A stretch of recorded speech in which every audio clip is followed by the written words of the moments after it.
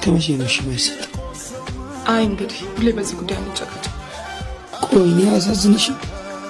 ጓደኞቼን እንዳለ ተሰጥቷቸው እያደሩ እኔ ዝም ብዬ ጾሜን ሳድር አላሳዝንሽም? አዝንልሃለሁ እኮ ብታዝኝልኝማ አንተ ያለው ነው ብለሽ ስትት ታደርጊ ነበር። አይ እንግዲህ አባይ ነህ አይደለም? ቆይ መቼ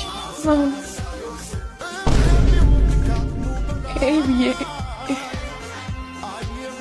ምንድን ነው ማየው? ምንድን ነው